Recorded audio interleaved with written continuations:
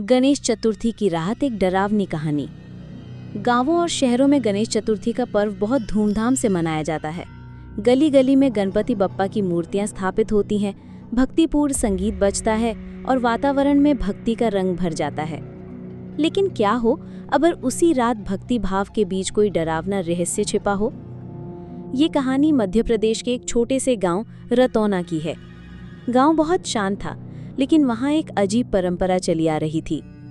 कहते हैं कि सालों पहले गांव में गणेश चतुर्थी की रात एक बड़ा हादसा हुआ था। किसी ने नियम तोड़कर मूर्ति विसर्जन समय से पहले कर दिया था। उसी रात गांव के कई लोगों ने अपने घरों में परछाइयों को चलते देखा था। कुछ कहते हैं कि वो विघ्नहर्ता की नाराजगी थी, तो कुछ का कहना था कि उस रात किसी तांत्रिक ने काला कर्म किया था। तभी से ये नियम बना, गांव में गणेश की मूर्ति विसर्जन ठीक 14वें दिन रात को ही होगी, उससे पहले या बाद नहीं। इस गांव में 4 दोस्त रहते थे, अभिषेक, मोहन, संजू और रवि। सबकी उम्र करीब 20-25 साल थी। ये चारों हर साल गणेश चतुर्थी में खूब उत्साह से हिस्सा लेते थे। लेकिन इस बार अभिषेक को कुछ अजीब सा महसूस हो रहा था। गणपति की स्थापना वाले दिन जब मूर्ति धर लाने के लिए वो बाजार गया, तो वहां एक बूढ़ा पंडित मिला। पंडित की आंखें लाल थीं और उसने धीमी आवाज में कहा, बेटा, इस बार चौकसी रखना। कोई रात के 12 बजे से पहले गणपति विसर्जन मत करना, नहीं तो कुछ ऐसा होगा जो गांव ने पहले कभी नहीं देखा। अभिषेक ने इसे अंधविश्वास मानकर हंसी में टाल दिया। गणेश चतुर्थी की रात गांव में जबरदस्त रौनक थी। ढोल नगाड़े बज रहे थे, बच्चे पटाखे फोड़ रहे थे और औरतें आरती गा रही थी। लेकिन तभी रवि ने शराब पीकर दोस्तों से मजाक करते हुए कहा, अरे यार, ये सब ढकोसला है। अगर हम अभी मूर्ति विसर्जन कराएं तो क्या बिगड़ जाएगा? मोहन और संजू ने मना किया, लेकिन रवि नहीं माना। उसने कहा, चलो आज रात ही नदी में मूर्ति विसर्जन करते, देखते हैं क्या होता है। अभिषेक को पंडित की बात याद आई और उसका चेहरा सफेद पड़ गया।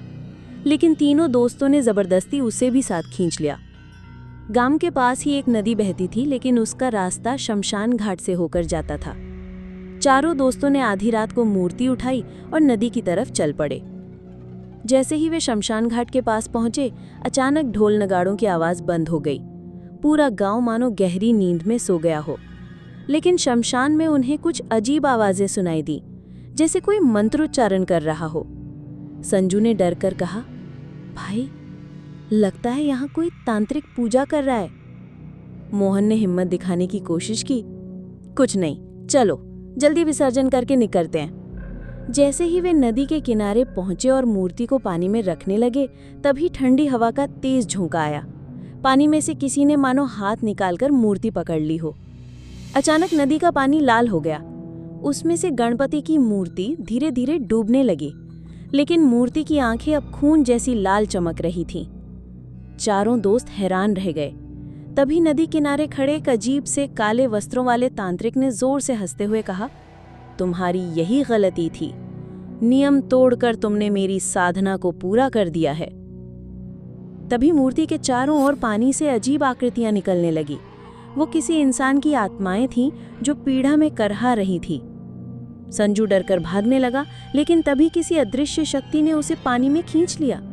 उसके चीखने की आवाज आई और फिर वो गायब हो गया। मोहन पागल होकर तांत्रिक की ओर भागा, लेकिन तांत्रिक ने सिर्फ उंगली उठाई और मोहन का शरीर पल भर में राख हो गया। रवि घुटनों के बल गिर गया और रोने लगा, मुझसे गलती हो गई, मुझे माफ कर दो। तभी अभिषेक के सामने वही बूढ़ा पंडित प्रकट हुआ। उसने मंत्र पढ़कर तांत्रिक की तरफ त्रिशूल फेंका। तांत्रिक की चीख से पूरा शमशान गूंज उठा और वो धुएं में बदलकर गायब हो गया। लेकिन अफसोस, तब तक रवि का शरीर भी बेजान होकर गिर चुका था। अब सिर्फ अभिषेक बचा था। पंडित ने उसे कहा, बेटा, याद रखो, हर त्योहार के पीछे एक नियम होता है।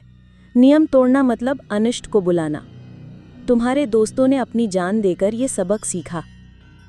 अगली सुबह जब गांव वाले नदी किनारे पहुंचे, तो उन्हें वहां सिर्फ गणपति की टूटी हुई मूर्ति और राख मिली।